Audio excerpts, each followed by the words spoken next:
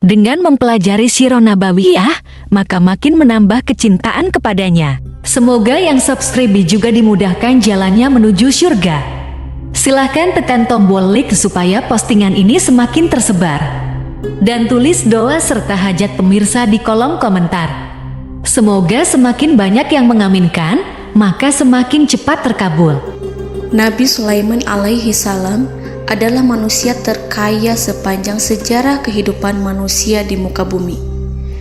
Dalam beberapa kitab suci seperti Al-Quran, Alkitab, dan Injil, Nabi Sulaiman alaihi salam dijelaskan sebagai manusia terkaya yang pernah hidup di muka bumi. Tidak ada satupun manusia yang bisa mengalahkan total kekayaannya hingga hari kiamat tiba. Para arkeolog telah menemukan situs peninggalan sejarah Islam yang mengungkap total kekayaan Nabi Sulaiman alaihi salam. Erez bin Yosef, seorang profesor sekaligus peneliti, ia menyatakan bahwa 3.000 tahun yang lalu Nabi Sulaiman alaihi salam diperkirakan memiliki kekayaan senilai 2,2 triliun US dollar. Dan apabila dikonversikan dengan nilai mata uang dolar hari ini, jika dirupiahkan, maka nilainya setara dengan 32.891.870 triliun rupiah. Profesor itu juga menjelaskan bahwa kekayaan Nabi Sulaiman alaihi salam berasal dari dua sumber, yakni istana kerajaan dan tambang tembaga.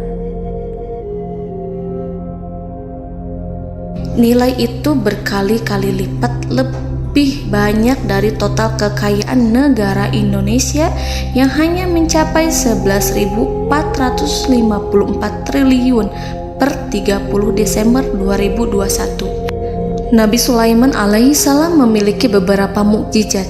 Di antaranya adalah dapat berbicara dengan bahasa binatang.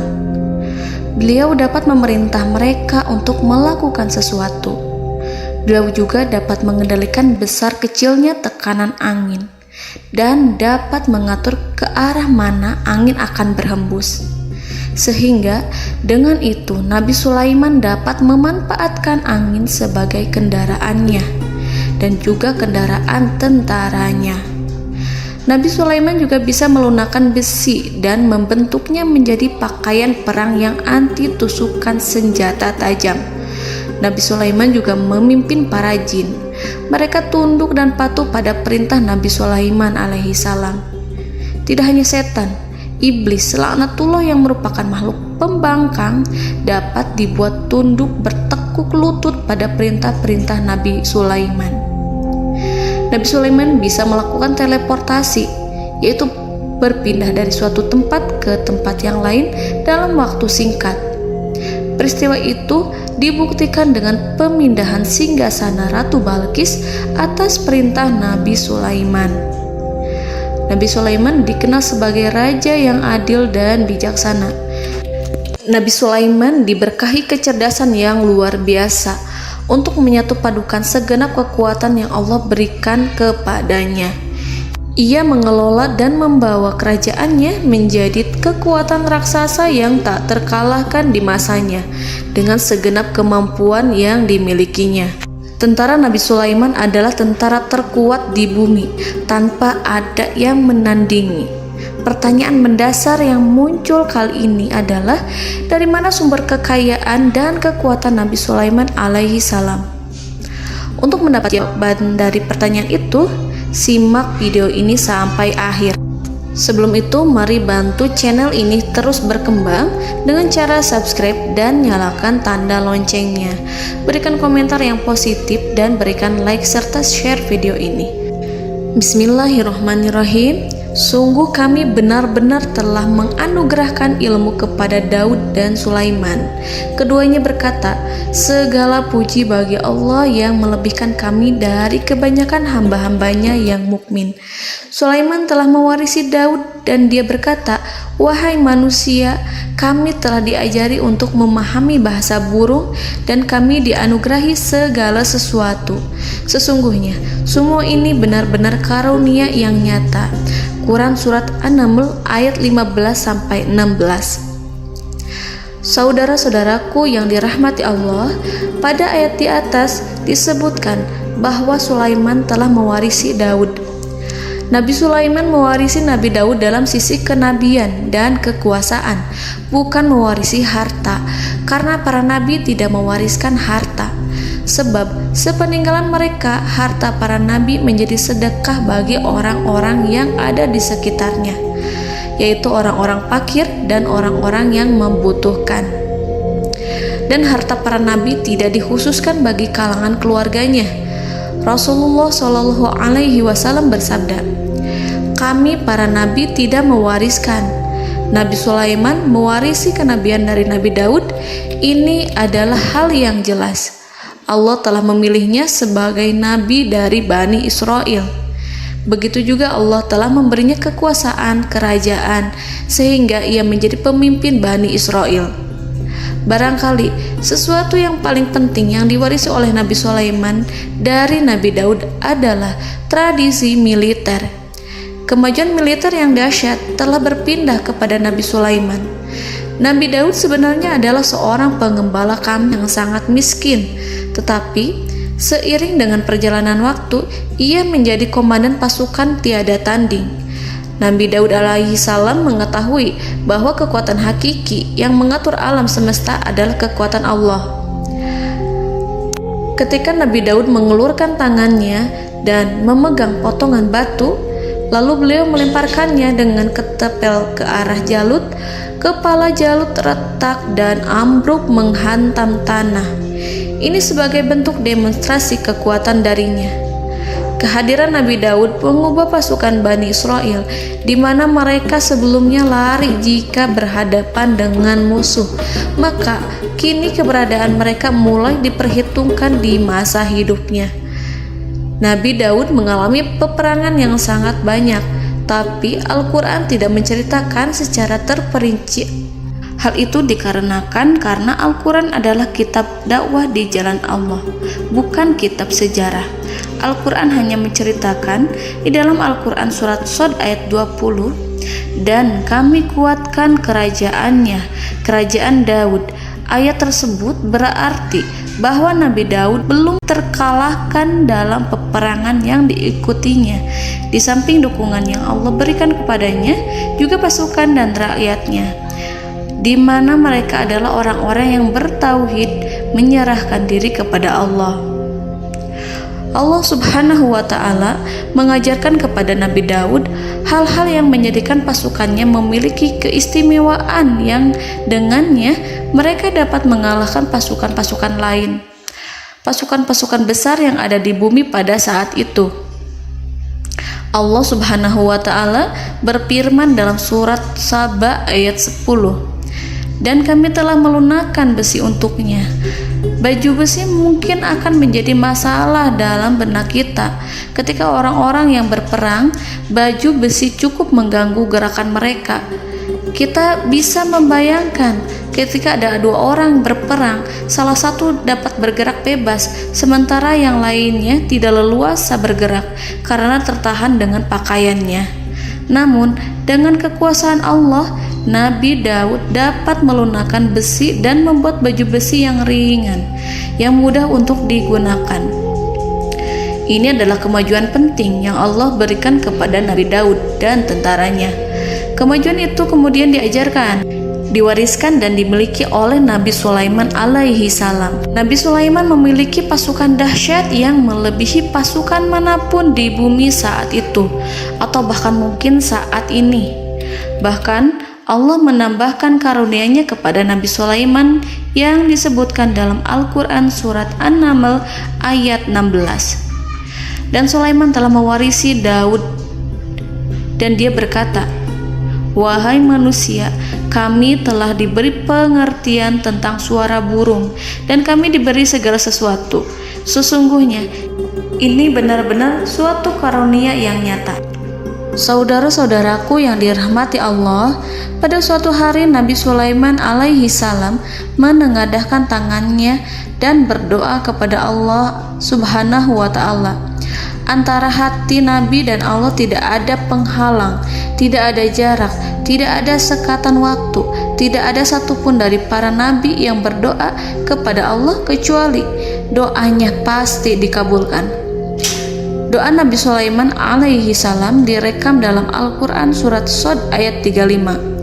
Nabi Sulaiman berkata, "Ya Tuhanku, ampunilah aku, anugerahkanlah kepadaku kerajaan yang tidak dimiliki oleh seorang pun sesudahku."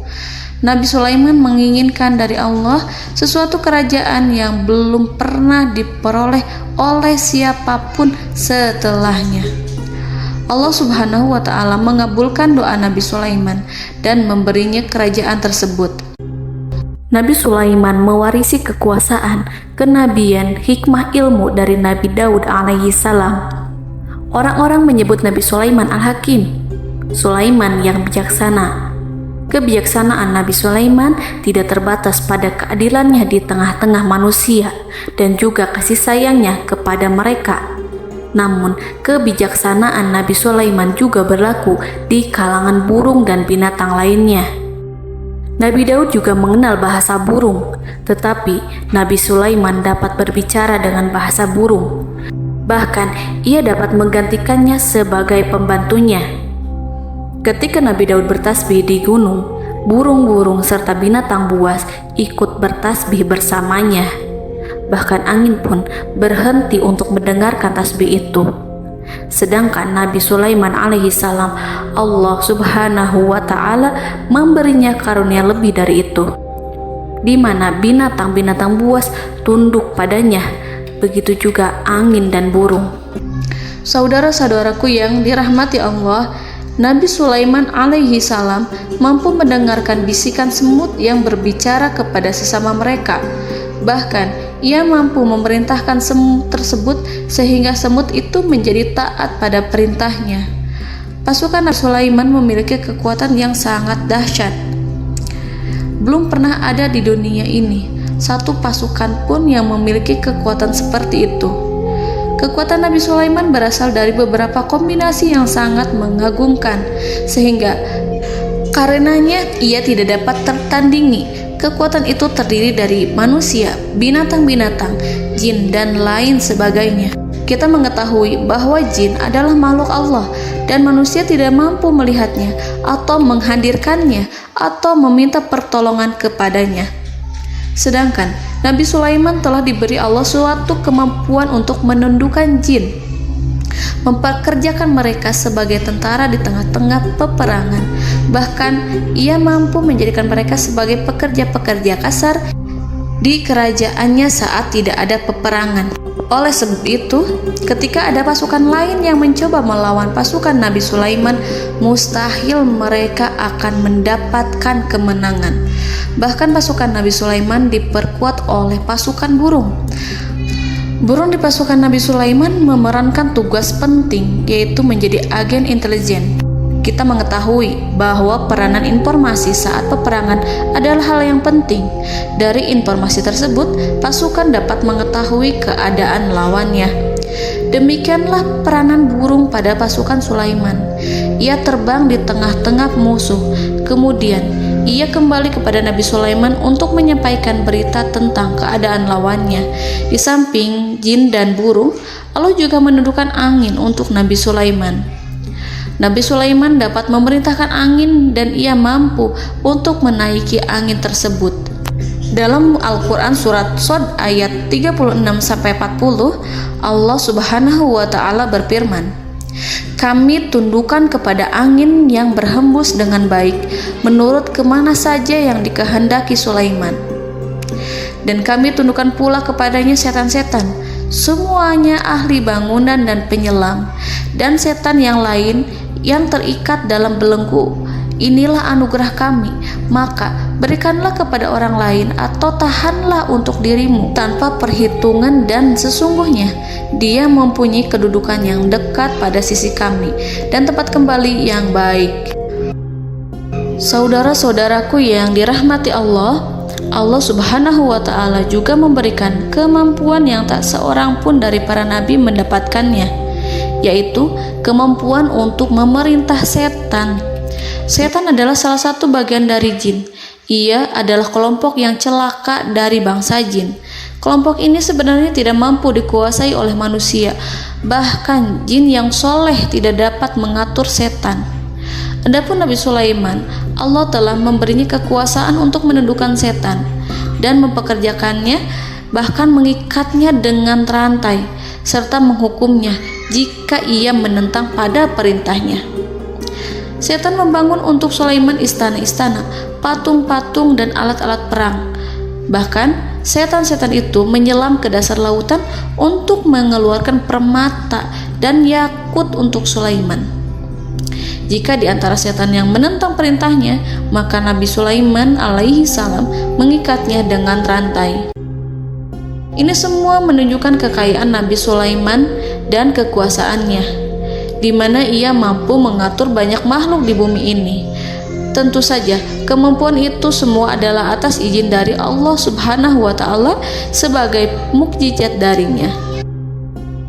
Allah Subhanahu wa Ta'ala berfirman dalam Al-Quran surat Saba ayat 12, dan sebagian dari jin adalah yang bekerja di hadapannya di bawah kekuasaannya dengan izin Tuhannya, dan siapa yang menyimpang di antara mereka dari perintah kami, maka kami rasakan kepadanya azab neraka yang apinya menyala-nyala. Para jin itu membuat untuk Sulaiman apa yang dikehendakinya, dari gedung-gedung yang tinggi, patung-patung, dan piring-piring yang besarnya seperti kolam, atau periuk yang tetap berada di atas tungku. Saudara-saudaraku yang dirahmati Allah, Nabi Sulaiman yang bijaksana adalah penguasa yang tak tertandingi di muka bumi. Meskipun memperoleh nikmat-nikmat khusus yang agung itu yang Allah berikan kepada Sulaiman, beliau tetap menunjukkan dirinya sebagai manusia yang paling banyak berzikir kepada Allah dan manusia yang paling banyak bersyukur di zamannya. Saudara-saudaraku yang dirahmati Allah, sebagaimana Allah Subhanahu wa Ta'ala memberikan nikmat kepada ayahnya Nabi Daud alaihi salam, di mana ia mampu melunakkan besi, dan Allah mengajarinya bagaimana cara mencairkan besi, maka Nabi Sulaiman alaihi salam dapat memanfaatkan tembaga yang cair untuk peperangan. Dan juga di saat perdamaian, pada saat peperangan, beliau mencampur tembaga dengan besi dan menjadikannya perunggu. Mereka menggunakan senjata-senjata perunggu dalam peperangan seperti pedang, baju besi, dan juga pisau. Senjata-senjata ini adalah senjata yang paling kuat pada saat itu. Sedangkan di saat damai, tembaga digunakan untuk membuat bangunan, perhiasan, dan sebagainya. Meskipun Nabi Sulaiman mendapatkan nikmat yang besar dan karunia yang khusus, Allah Subhanahu wa Ta'ala mengujinya dengan suatu ujian yang dahsyat. Ujian yang akan selalu datang kepada seorang hamba yang soleh. Ketika hamba itu mendapatkan kedudukan besar, maka ujiannya pun menjadi besar. Allah Subhanahu wa Ta'ala menguji Nabi Sulaiman dengan penyakit. Diceritakan oleh Fahru Roji, Nabi Sulaiman diuji dengan suatu penyakit yang keras, di mana kedokteran saat itu tidak dapat dan tidak mampu mengatasinya. Sakitnya Nabi Sulaiman sangat keras sehingga para dokter dari kalangan manusia ataupun jin tidak mampu menghilangkan penyakit itu. Lalu burung-burung menghadirkan rumput-rumput yang dianggapnya sebagai obat, tetapi Nabi Sulaiman tak kunjung sembuh. Semakin hari penyakit Nabi Sulaiman semakin menjadi-jadi, sehingga ketika Nabi Sulaiman duduk di atas kursi, ia duduk bagaikan tubuh tanpa roh. Seakan-akan ia mati karena saking keras penyakit yang dideritanya. Sakit yang diderita oleh Nabi Sulaiman alaihi salam berlangsung sangat lama. Namun Nabi Sulaiman tidak henti-hentinya berzikir kepada Allah dan meminta kesembuhan kepadanya, serta selalu beristighfar dan mengungkapkan rasa cinta kepadanya. Selesailah ujian Allah terhadap hambanya Nabi Sulaiman. Beliau pun sembuh Nabi Sulaiman merasakan kembali kesehatannya setelah ia mengetahui segala kejayaan dan segala kekuasaan serta segala kebesarannya tidak lagi mampu menghilangkan penyakit yang dideritanya kecuali jika Allah menghendaki. Saudara-saudaraku yang dirahmati Allah, Nabi Sulaiman telah membangun tempat ibadah, tempat sujud, sehingga manusia menyembah Allah di dalamnya. Orang-orang yang membangunnya berjumlah puluhan ribu orang. Tentu setiap kelompok dari mereka memiliki pekerjaan masing-masing. Di antara mereka ada yang mencairkan tembaga, di antara mereka ada yang tukang pahat, ada yang tukang ukir, ada yang membelah batu, ada yang memotong kayu, ada yang mendatangkan rumput-rumput dari Libanon, ada yang mendatangkan emas dan menjadikannya lempengan-lempengan yang mengkilat untuk menutupi kayu serta untuk melapisi dinding-dinding. Bahkan golongan jin pun membantu membangun tempat tersebut, tentu dengan perintah dan bimbingan Nabi Sulaiman. Mereka membuat patung-patung yang besar, membuat bejana yang besar untuk tempat makan para tentara dan pekerja, yaitu bejana seperti gunung. Karena saking berat dan besarnya, mereka juga membuat tempat-tempat minum yang besarnya seperti kolam. Nabi Sulaiman mengawasi para pekerjanya dan juga mengurusi masyarakatnya, di mana beliau mengenali problem mereka dan berusaha memecahkannya. Beliau juga mengawasi pasukan dari kalangan binatang dan burung. Beliau mengetahui apabila ada satu di antara mereka yang tidak datang, kemana ia pergi serta mengapa ia pergi. Nabi Sulaiman menguasai pengetahuan itu semua.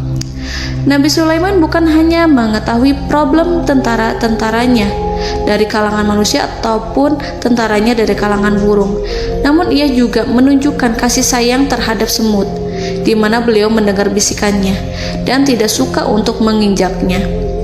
Nabi Sulaiman selalu menundukkan kepalanya ke bumi sebagai bentuk rasa rendah diri dan syukur kepada Allah.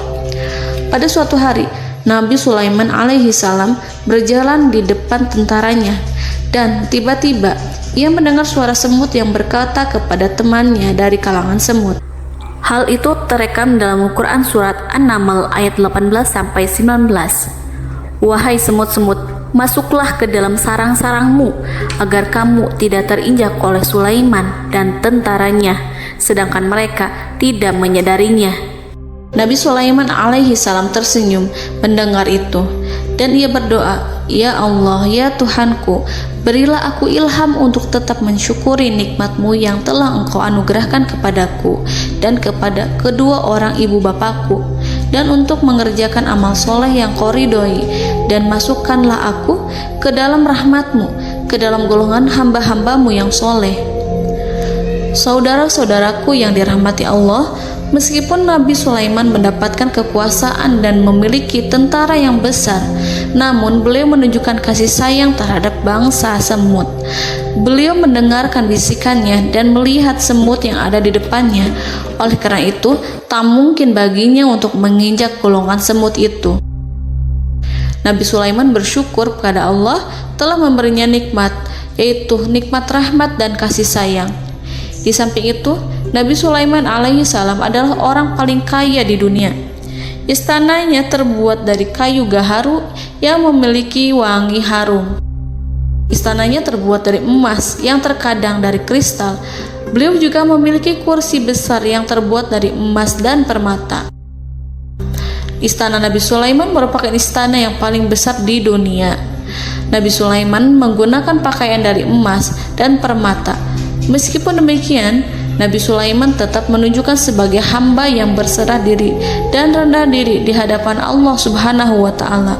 Nabi Sulaiman yang merendahkan diri di hadapan Allah, ia selalu sujud kepada Allah sebagaimana ayahnya yang selalu bertasbih pada Allah. Nabi Sulaiman selalu melantunkan lagu-lagu cinta ilahi dan hanya memuji Allah Subhanahu wa Ta'ala. Pada suatu hari, Nabi Sulaiman alaihi salam mengeluarkan perintah kepada pasukannya untuk bersiap-siap. Kemudian, Nabi Sulaiman keluar dan memeriksa pasukannya satu demi satu. Kelompok yang pertama adalah kelompok manusia. Nabi Sulaiman memperhatikan kesiapan mereka. Lalu Nabi Sulaiman mengeluarkan perintah-perintah kepada mereka. Kemudian Nabi Sulaiman memeriksa kelompok jin dan menyampaikan perintahnya kepada mereka. Beliau memenjarakan jin yang tampak bermalas-malasan saat bekerja. Lalu beliau memeriksa binatang dan berkata kepada mereka, apakah mereka sudah makan dengan baik? Apakah mereka tidur dengan nyenyak? Apakah ada yang mengadu pada mereka, misalkan karena penyediaan makanan yang tidak layak? Apakah ada di sana yang sakit dan lain sebagainya? Ketika Nabi Sulaiman merasa puas dengan semuanya, Nabi Sulaiman memasuki tenda tempat berkumpulnya para burung. Nabi Sulaiman alaihissalam kemudian memasuki tenda tersebut, mengamati keadaan di sekitarnya, sehingga beliau mengetahui bahwa ada satu burung yang tidak hadir, yaitu burung hudhud. Mengapa aku tidak melihat burung hudhud? Burung-burung yang lain tampak terdiam sebagai penghormatan, dan mereka mendengarkan apa yang akan dikatakan pemimpin mereka. Nabi Sulaiman mengarahkan pandangannya pada semua burung dan tidak menemukan burung hudhud di antara mereka. Tak seekor burung pun yang mengetahui keberadaannya. Burung hudhud absen pada apel wajib kali ini. Nabi Sulaiman mulai menampakkan kemarahannya. Tiba-tiba, seekor burung kecil memberanikan diri untuk berkata kepada Nabi Sulaiman, Wahai Nabi yang mulia, seharusnya Hudhud ada bersamaku kemarin untuk melaksanakan tugas penyelidikan. Ia adalah pemimpin misi itu. Namun, burung Hudhud belum datang. Oleh karena itu, aku tidak pergi bersamanya. Burung itu tampak gemetar. Nabi Sulaiman mengetahui bahwa Hudhud tidak hadir dan tak seorang pun mengetahui kemana ia pergi. Burung hudhud pergi tanpa izin terlebih dahulu. Dalam keadaan marah, Nabi Sulaiman berkata, "Sungguh aku benar-benar akan mengazabnya dengan azab yang sangat keras atau benar-benar menyembelihnya, kecuali jika ia benar-benar datang kepadaku dengan alasan yang jelas." Kawanan burung-burung mengetahui bahwa Nabi Sulaiman sedang marah dan telah menetapkan untuk menyiksa burung hudhud atau menyembelihnya atau justru memaafkannya dengan syarat ia datang dengan membawa alasan yang dapat menyelamatkannya, atau dengan kata lain, burung hudhud dapat memastikan bahwa ia melaksanakan tugas yang penting. Nabi Sulaiman menunjukkan kemarahan yang besar sehingga siapapun akan merasa takut kepada Nabi Sulaiman yang marah. Nabi Sulaiman kemudian pergi dari tempat burung tersebut. Nabi Sulaiman masih memikirkan keadaan burung hudhud. Seharusnya burung hudhud menjadi bagian penting dari badan intelijen. Apakah ia pergi untuk menyingkap suatu, atau apakah ia pergi hanya untuk bermain-main? Nabi Sulaiman telah memperhatikan dan mengetahui bahwa burung hudhud adalah seekor burung yang cerdik dan juga fasih berbicara. Terkadang Nabi Sulaiman mendapati burung hudhud sedang bermain-main dan menunda-nunda pekerjaannya. Namun ketika Nabi Sulaiman melihatnya, burung hudhud memahami bahwa perbuatannya tidak benar. Oleh karena itu, ia tidak boleh menyampur adukan antara waktu serius dan waktu bermain. Tidak lama setelah itu, burung hudhud tiba di tempat para burung. Burung-burung yang lain berkata kepadanya, "Wahai hudhud, pergilah engkau ke tempat Nabi Sulaiman. Jika ia mengetahui bahwa engkau telah sampai, jiwamu benar-benar terancam." Mendengar itu, burung hudhud segera beranjak. Ia terbang menemui Nabi Sulaiman. Pada waktu itu, Nabi Sulaiman sedang duduk bersama tentaranya yang lain. Burung hudhud berdiri. Ia telah merencanakan untuk memulai pembicaraan dengan Nabi Sulaiman sebelum Nabi Sulaiman bertanya kepadanya kemana dia pergi. Ini sebagai bukti bahwa hudhud telah melaksanakan suatu tugas yang penting. Dalam Al-Quran Surat An-Naml ayat 22, burung hudhud berbicara, "Aku telah mengetahui sesuatu yang kamu belum mengetahuinya, dan kubawa kepadamu dari negeri Saba suatu berita penting yang diyakini seakan-akan burung hudhud hendak berkata, 'Aku adalah hudhud yang miskin, tapi aku mengetahui apa yang tidak engkau ketahui, dan aku telah datang kepadamu dari kerajaan Saba dengan membawa berita yang sangat penting.'" Nabi Sulaiman tampak terdiam menunggu Hudhud menyelesaikan kisahnya. Dalam surat An-Naml ayat 23-24, burung Hudhud berkata, "Sesungguhnya aku menjumpai seorang wanita yang memerintah mereka. Dia dianugerahi segala sesuatu serta mempunyai singgasana yang besar. Aku mendapati dia dan kaumnya menyembah matahari selain Allah. Dan setan-setan telah menjadikan mereka memandang indah perbuatan-perbuatan mereka, lalu menghalangi mereka dari jalan Allah, sehingga mereka tidak mendapat petunjuk." Burung Hudhud diam. Nabi Sulaiman merasa bahwa Hudhud menunjukkan kepasihan lisannya. Nabi Sulaiman berkata dalam Quran surat An-Naml ayat 27 sambil menunjukkan senyum manisnya. Nabi Sulaiman berkata, "Akan kami lihat apakah kamu benar wahai Hudhud, ataukah kamu termasuk orang-orang yang berdusta." Seakan-akan burung Hudhud ingin mengatakan, "Aku tidak berbohong wahai Nabi yang mulia." Namun diamnya Sulaiman membuat takut sehingga burung Hudhud terdiam. Nabi Sulaiman terdiam karena berpikir, lalu ia memutuskan sesuatu setelah itu. Beliau melihat kepada lainnya dan meminta secari kertas. Nabi Sulaiman menulis surat singkat dan menyerahkannya kepada Hudhud serta memerintahkan kepadanya seperti yang dikatakan dalam Quran surat An-Naml ayat 28. "Pergilah dengan membawa suratku ini, lalu jatuhkanlah kepada mereka, kemudian berpalinglah dari mereka, lalu perhatikanlah apa yang mereka bicarakan." Al-Quranul Karim hanya menceritakan dalam Quran surat An-Naml bagaimana perginya Hudhud dan bagaimana ia menyerahkan surat itu. Lalu Al-Quran langsung menyebut keadaan kerajaan Balqis yang saat itu sedang membaca surat di depan para pembesar kerajaan dan para menterinya. Dalam Al-Quran surat An-Naml ayat 29-31 berkatalah Balqis, "Wahai pembesar-pembesar, sesungguhnya telah dijatuhkan kepadaku sebuah surat yang mulia.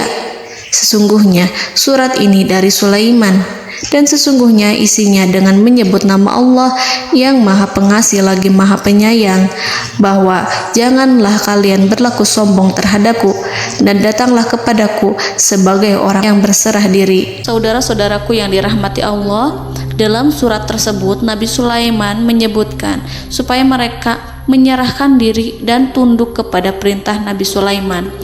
Nabi Sulaiman memerintahkan agar mereka meninggalkan penyembahan terhadap matahari. Nabi Sulaiman tidak mempersoalkan akidah mereka dan tidak memuaskan mereka dengan apapun. Nabi Sulaiman hanya memerintahkan bahwa ia berada di atas kebenaran.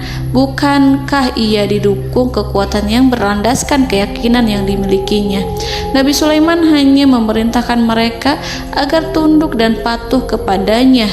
Ratu Sabak menyampaikan surat tersebut di tengah-tengah kaumnya. Dalam Quran surat An-Naml ayat 32 dijelaskan, "Dan berkatalah Balqis, wahai para pembesar, berilah aku pertimbangan dalam urusanku ini. Aku tidak pernah memutuskan sesuatu persoalan sebelum kamu berada dalam majelisku." Saudara-saudaraku yang dirahmati Allah, para pembesar istana Balqis menentang surat tersebut. Isi surat itu membangkitkan kesombongan kaum Sabak, di mana mereka merasa lebih kuat. Mereka mengetahui bahwa di sana ada seorang yang mencoba menentang mereka dan mengisyaratkan peperangan kepada mereka. Lalu ia meminta kepada mereka untuk memenuhi syarat-syaratnya sebelum terjadinya peperangan dan kekalahan. Dalam surat An-Naml ayat 33, mereka menjawab, "Kita adalah orang-orang yang memiliki kekuatan dan juga memiliki keberanian yang sangat besar dalam peperangan.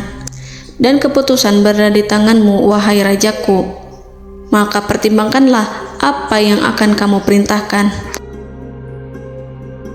Saudara-saudaraku yang dirahmati Allah, para pembesar kaum Sabak seakan ingin berkata, "Kita siap untuk melaksanakan perang." Tampaknya ratu itu memiliki kebijakan yang lebih baik dari pembesar kaumnya. Surat Sulaiman itu membuatnya berpikir lebih jernih dan lebih berhati-hati. Ia berusaha sebisa mungkin menghindari peperangan. Ratu itu berpikir dalam tempo yang lama. Nama Sulaiman tidak diketahuinya dan ia pun belum pernah mendengarnya. Oleh karena itu, Ratu kaum Saba tidak mampu mengetahui dan mendeteksi seberapa besar kekuatan Nabi Sulaiman. Boleh jadi Nabi Sulaiman memiliki kekuatan yang dahsyat, sehingga ia mampu memerangi kekuasaannya dan mengalahkannya. Kemudian Ratu memperhatikan apa yang ada di sekelilingnya. Ia melihat kemajuan masyarakatnya dan juga kekayaannya. Barangkali ia mengira bahwa Nabi Sulaiman iri terhadap kemajuan dan kekayaannya itu, sehingga Nabi Sulaiman ingin menyerangnya. Setelah mempertimbangkan isi surat Nabi Sulaiman dengan cermat, Ratu Saba memilih untuk tidak bersikap ceroboh dan bodoh. Ratu lebih suka untuk menggunakan bahasa kelembutan. Ia mengirim kepada Nabi Sulaiman suatu hadiah yang besar. Ratu mengira bahwa Nabi Sulaiman seorang yang ambisius, yang boleh jadi ia telah mendengar tentang kekayaan kerajaan Saba. Para utusan pergi dengan membawa hadiah dari Ratu Saba. Ratu berharap agar mereka dapat memasuki kerajaan Nabi Sulaiman dan akan mengetahui kondisi kerajaannya. Saat mereka pulang, Ratu ingin mendengar secara langsung dari mereka tentang bagaimana keadaan kaum Nabi Sulaiman dan pasukannya. Setelah mendapatkan informasi yang cukup, maka Ratu Balkis dapat membuat sesuatu keputusan yang tepat. Ratu menyembunyikan apa yang terlintas dalam pikirannya, lalu ia berbicara kepada pembesar istananya bahwa ia dapat menyingkap niat jahat Raja Sulaiman melalui cara mengirimkan hadiah kepadanya. Ratu lebih memilih cara tersebut dan menunggu reaksi dari Nabi Sulaiman.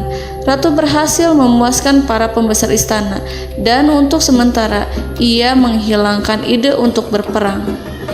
Karena para raja jika menyerang suatu desa, maka pemimpin desa tersebut adalah orang yang paling banyak mendapatkan kehinaan. Akhirnya, para pembesar kaumnya merasa puas dengan pikiran Ratu Balkis. Saudara-saudaraku yang dirahmati Allah, dalam surat An-Naml ayat 34-35 dijelaskan, Ratu Balkis berkata, "Sesungguhnya raja-raja apabila memasuki suatu negeri, niscaya mereka akan membinasakannya dan menjadikan penduduknya yang mulia menjadi hina, dan demikian pula lah yang akan mereka perbuat. Dan sesungguhnya aku akan mengirim utusan kepada mereka dengan membawa hadiah, dan aku akan menunggu apa yang akan dibawa kembali oleh utusan itu." Kemudian sampailah hadiah dari Ratu Balkis kepada Nabi Sulaiman. Para intelijen Nabi Sulaiman memberitahunya bahwa utusan Balkis datang dengan membawa hadiah. Nabi Sulaiman langsung mengetahui bahwa Ratu Balkis itu sengaja mengirim orang-orangnya untuk mengetahui atau untuk mendapatkan informasi tentang kekuatannya. Lalu setelah itu ia akan mengambil keputusan atau mengambil sikap kepada kerajaan Sulaiman. Nabi Sulaiman segera memanggil semua pasukannya untuk berkumpul. Utusan Balkis segera memasuki istana Nabi yang dipenuhi dengan pasukan yang besar bersenjata. Melihat itu, utusan Ratu Balkis tercengang dan terkejut ketika mereka melihat kekayaan yang mereka bawa tidak ada apa-apanya dibandingkan dengan kerajaan Nabi Sulaiman. Hadiah mereka tampak tidak berarti. Emas yang mereka bawa tampak tidak memiliki makna saat mereka memasuki istana Nabi Sulaiman yang terbuat dari kayu-kayu pohon gaharu yang mengeluarkan bau yang harum serta dihiasi dengan emas permata.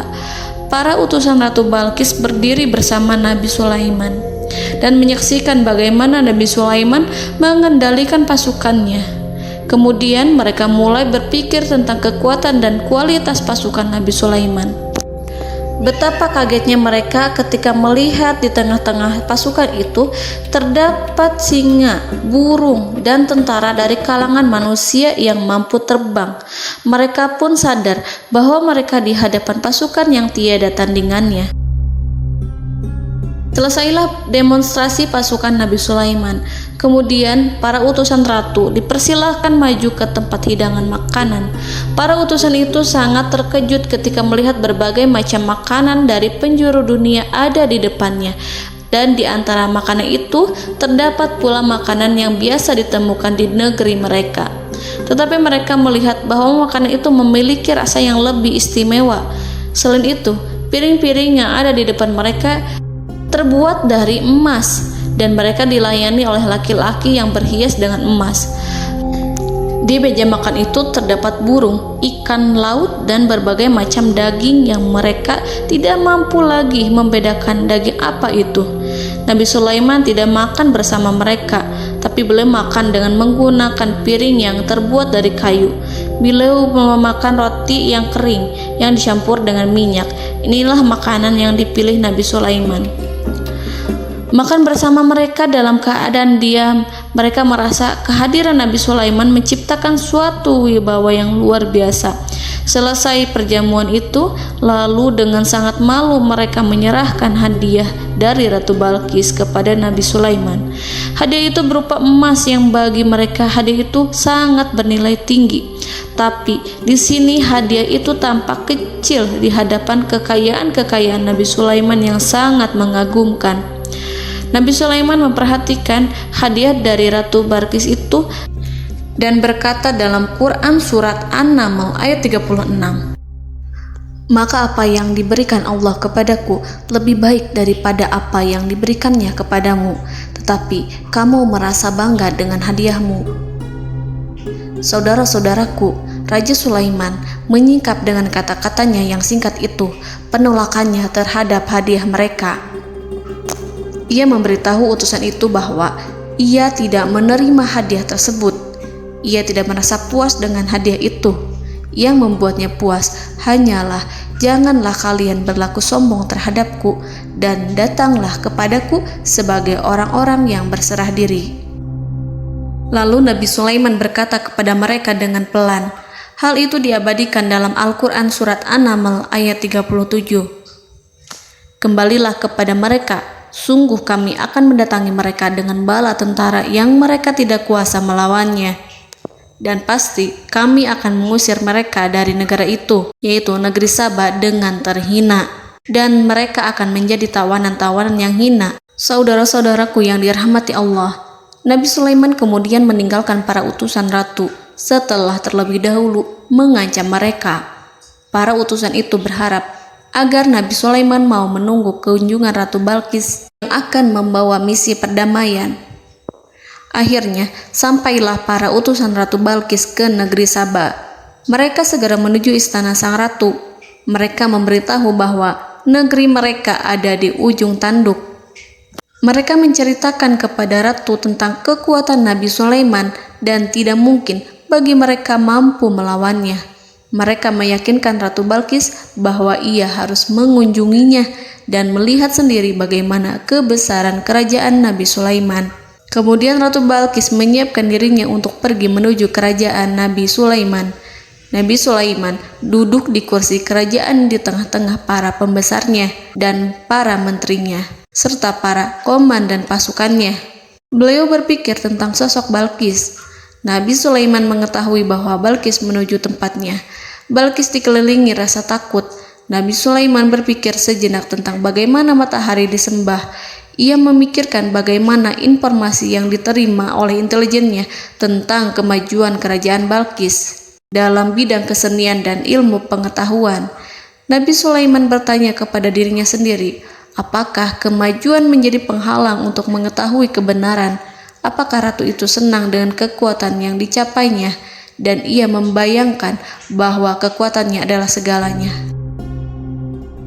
Dengan kemajuan yang dimilikinya, Nabi Sulaiman ingin membuat kejutan agar ratu mengetahui bahwa Islam yang diyakini oleh Nabi Sulaiman adalah satu-satunya yang mampu mendatangkan kemajuan dan kekuatan yang hakiki, sehingga ia dapat membandingkan antara keyakinannya dalam menyembah matahari beserta kemajuan yang dicapainya dengan keyakinan Nabi Sulaiman beserta kemajuan yang diraihnya. Saudara-saudaraku yang dirahmati Allah, para mata-mata Nabi Sulaiman telah memberitahunya bahwa hal yang sangat disegani dan dikagumi oleh kaum Balkis adalah kerajaan Saba, yaitu singgasana Ratu Balkis. Singgasana itu terbuat dari emas dan batu delima. Singgasana tersebut dijaga oleh penjaga yang sangat disiplin, di mana mereka tidak pernah lalai sedikit pun. Oleh karena itu, sangat tepat apabila Nabi Sulaiman menghadirkan singgasananya di sini, di kerajaannya, sehingga ketika ratu tiba, maka ia dapat duduk di atasnya. Nabi Sulaiman ingin membuat kejutan kepadanya dan menunjukkan bahwa kemampuannya tersebut yang berlandaskan pada keislaman. Nabi Sulaiman melakukan yang demikian itu dengan harapan agar si ratu tunduk kepadanya. Ide itu terlintas dalam diri Nabi Sulaiman. Lalu ia mengangkat kepalanya dan menoleh kepada anak buahnya. Hal itu diabadikan dalam Quran Surat An-Naml ayat 38. Wahai para pembesar, siapakah di antara kamu sekalian yang sanggup membawa singgasananya kepadaku sebelum mereka datang kepadaku sebagai orang-orang yang berserah diri? Saudara-saudaraku, perhatikanlah ungkapan pikiran Nabi Sulaiman tersebut. Semua pemikirannya berkisar tentang keislaman para penyembah matahari, tentang bagaimana beliau dapat memberikan petunjuk kepada mereka di jalan Allah. Yang pertama menjawab pertanyaan Nabi Sulaiman adalah jin Ifrit.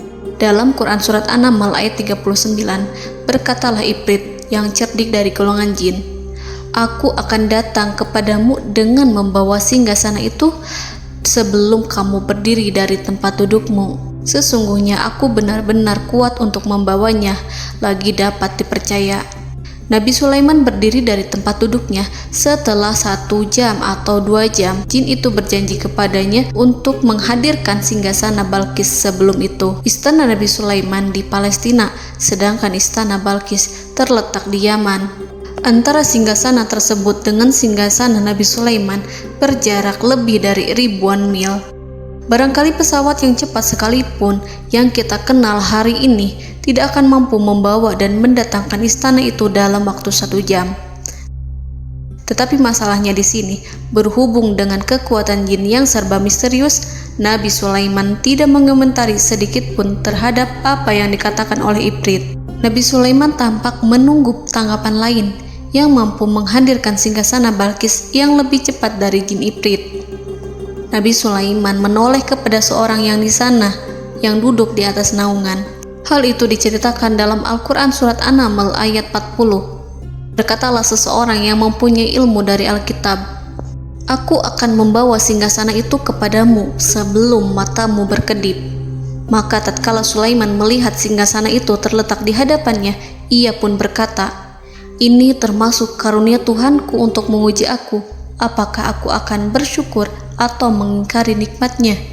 Dan barang siapa yang bersyukur, maka sesungguhnya dia bersyukur untuk kebaikan dirinya sendiri. Dan barang siapa yang ingkar, maka sesungguhnya Tuhanku maha kaya lagi maha mulia." Saudara-saudaraku, belum lama seseorang yang mempunyai ilmu dari Alkitab menyatakan kalimatnya, sehingga singgasana itu tiba-tiba ada di depan Nabi Sulaiman, yang mampu menghadirkan singgasana itu lebih cepat dari kedipan mata. Al-Quranul Karim tidak menyingkap kepribadian seseorang yang menghadirkan singgasana itu. Al-Quran hanya menggarisi bahwa orang itu mempunyai ilmu dari Alkitab. Al-Quran tidak menjelaskan kepada kita apakah ia seorang malaikat ataukah manusia ataukah jin. Al-Quran sengaja tidak menyingkap hakikat kitab yang dimaksud. Saudara-saudaraku yang dirahmati Allah, setelah melihat singgasana itu, Nabi Sulaiman bersyukur kepada Allah. Ia mulai memperhatikan singgasana sang ratu. Singgasana tersebut merupakan simbol pembangunan dan juga kemajuan. Tetapi nampaknya ia hanya sesuatu yang biasa saja jika dibandingkan dengan kekuasaan dan kebesaran ciptaan yang dibuat oleh manusia dan jin di kalangan istana Nabi Sulaiman. Nabi Sulaiman memikirkan dalam tempo yang sangat lama singgasana Ratu Balkis itu. Kemudian beliau memerintahkan agar singgasana itu diperbaiki, sehingga saat Ratu Balkis datang, dia akan mengujinya. Apakah Ratu Balkis dapat mengenali singgasananya ataukah tidak? Dalam Al-Quran Surat An-Naml ayat 41, Nabi Sulaiman berkata, "Ubahlah baginya singgasananya, maka kita akan melihat apakah dia mengenal ataukah dia termasuk orang-orang yang tidak mengenalnya." Saudara-saudaraku yang dirahmati Allah, Nabi Sulaiman memerintahkan agar dibangun istana yang akan digunakan untuk menyambut Ratu Balqis. Nabi Sulaiman memilih tempat di laut dan ia memerintahkan agar dibangun suatu istana di mana sebagian besarnya terdiri dari air laut. Nabi Sulaiman memerintahkan agar lantainya itu terbuat dari kaca yang tebal dan kuat, sehingga orang-orang yang berjalan di atas istana itu akan dapat melihat di bawahnya ada ikan-ikan berwarna-warni yang berenang-renang. Dan mereka akan melihat rumput-rumput laut yang bergerak-gerak. Akhirnya, selesailah pembangunan istana itu. Saking bersihnya kaca lantainya sehingga tampak di sana tidak ada kaca. Burung hudhud memberitahu Nabi Sulaiman bahwa Balqis telah sampai dekat kerajaannya. Kemudian Ratu Balqis datang. Al-Quran tidak menyebutkan keadaan Nabi Sulaiman saat menyambut Balqis, namun Al-Quran menunjukkan dua sikap Ratu Balqis. Yang pertama, bagaimana sikap Balqis ketika pertama kali melihat singgasananya yang datang mendahuluinya, padahal ia telah meninggalkan pengawalannya untuk tetap setia menjaga singgasananya itu. Keadaan kedua adalah keadaan di depan istana yang dibangun untuk penyambutan Balqis. Istana itu penuh dengan permata yang berenang-renang di bawahnya ikan-ikan. Dalam Quran Surat An-Naml ayat 42 dijelaskan, "Dan ketika Balqis datang, ditanyakanlah kepadanya, 'Serupa inikah singgasanamu?' Balqis menjawab, 'Seakan-akan singgasana ini adalah singgasanaku. Kami telah diberi pengetahuan sebelumnya, dan kami adalah orang-orang yang berserah diri.'" Saudara-saudaraku, pada dialek di atas, Balqis melihat singgasananya dan ia tercengang saat mengetahui bahwa itu adalah singgasana miliknya. Namun kemudian ia mulai ragu karena melihat tidak sepenuhnya itu singgasana miliknya. Jika itu benar-benar miliknya, lalu bagaimana ia datang mendahuluinya? Dan bila bukan singgasananya, maka bagaimana Sulaiman dapat meniru sepersis dan seteliti itu? Padahal Sulaiman tidak pernah sekalipun ke kerajaannya. Nabi Sulaiman berkata saat melihat Balqis mengamati singgasananya, "Apakah ini singgasanamu?" Balqis terlihat sangat kebingungan, namun setelah itu ia menjawab, "Sepertinya benar." Nabi Sulaiman berkata, "Kami telah diberi ilmu sebelumnya dan kami sebagai orang-orang muslim."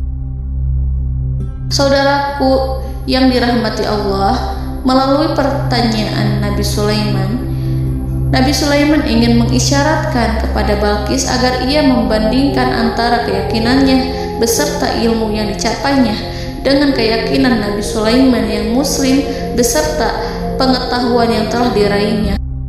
Penyembahan terhadap matahari dan pencapaian ilmu yang dicapai oleh Ratu Balqis tanpa tidak ada apa-apanya dibandingkan dengan ilmu Nabi Sulaiman dan keislaman.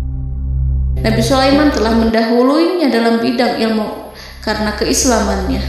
Karena itu, sangat mudah baginya untuk mengungguli Balqis dalam ilmu-ilmu yang lainnya. Demikianlah yang disyaratkan dalam pertanyaan Nabi Sulaiman kepada Ratu Balqis. Ratu Saba itu mengetahui bahwa ini adalah singgasananya, di mana singgasana itu datang lebih dahulu daripada dirinya. Beberapa bagian darinya telah diubah saat Balqis masih di perjalanan menuju ke tempat Nabi Sulaiman. Ia berpikir kemampuan apa yang dimiliki Nabi Sulaiman. Ratu Balqis tercengang melihat apa yang disaksikannya, yang berupa buah dari keimanan Nabi Sulaiman dan hubungannya dengan Allah Subhanahu wa Ta'ala. Sebagaimana Balqis juga tercengang ketika melihat kemajuan di bidang ilmu pembangunan, seni, dan ilmu-ilmu yang lainnya. Maka ia tidak lebih kagum lagi saat melihat hubungan yang kuat antara keislaman Nabi Sulaiman dengan ilmunya, serta kemajuan yang diraihnya. Dalam Al-Quran Surat An-Naml ayat 43 dijelaskan, "Dan apa yang disembahnya selama ini selain Allah mencegahnya untuk melahirkan keislamannya, karena sesungguhnya ia terdahulu termasuk orang-orang yang kafir." Saudara-saudaraku yang dirahmati Allah, berguncanglah dalam benak Balqis ribuan hal ketika melihat keyakinan kaumnya runtuh di hadapan Nabi Sulaiman. Ia menyadari matahari yang disembahnya hanya merupakan ciptaan Allah, dan Allah lah yang menggerakkannya untuk hamba-hambanya. Lalu terbitlah matahari kebenaran dalam dirinya. Hatinya diterangi oleh cahaya baru yang tidak akan tenggelam seperti tenggelamnya matahari. Masa keislamannya hanya menunggu waktu.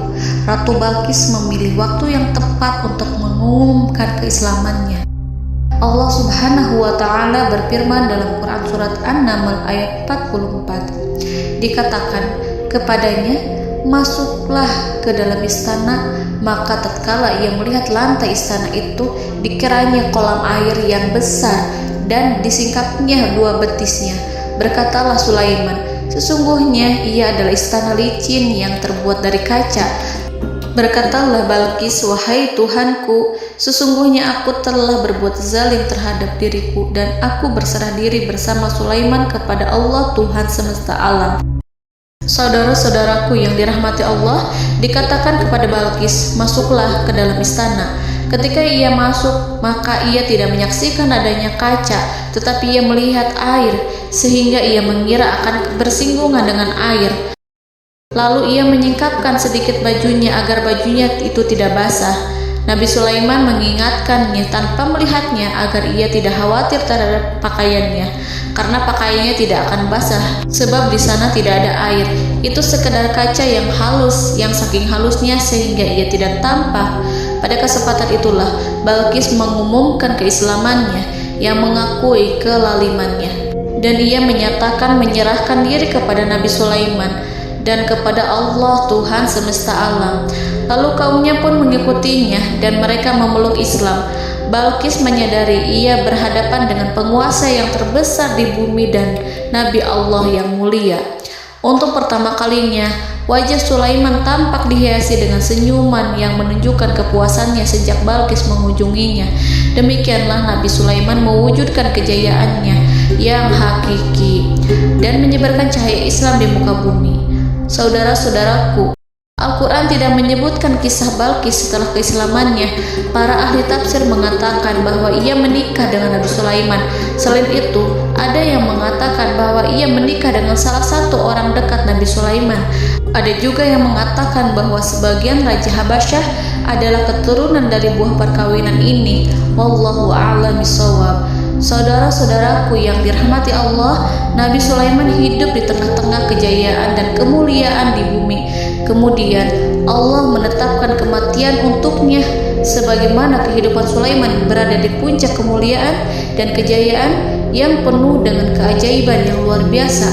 Maka kematiannya pun merupakan tanda-tanda kebesaran Allah yang penuh dengan keajaiban.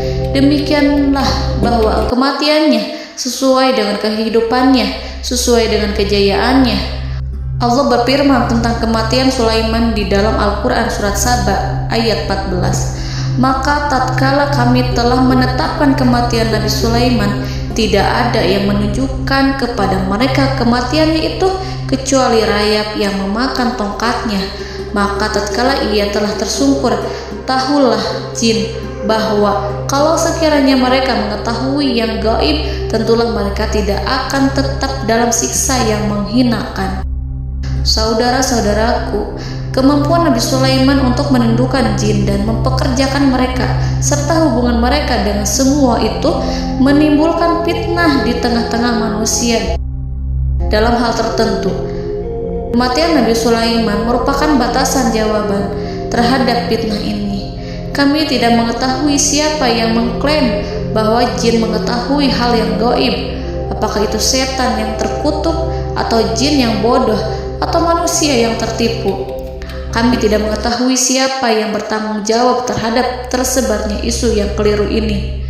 Yang kita ketahui adalah bahwa hal tersebut adalah mempengaruhi sebagian manusia dan jin.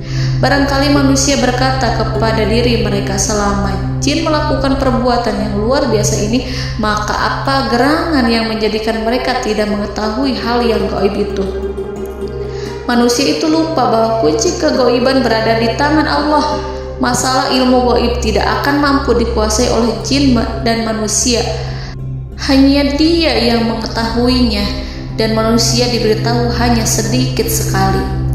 Saudara-saudaraku yang dirahmati Allah, seakan-akan Allah telah merencanakan bahwa kematian Sulaiman bertujuan untuk menghancurkan pemikiran itu, yaitu pemikiran bahwa jin mengetahui hal-hal yang gaib.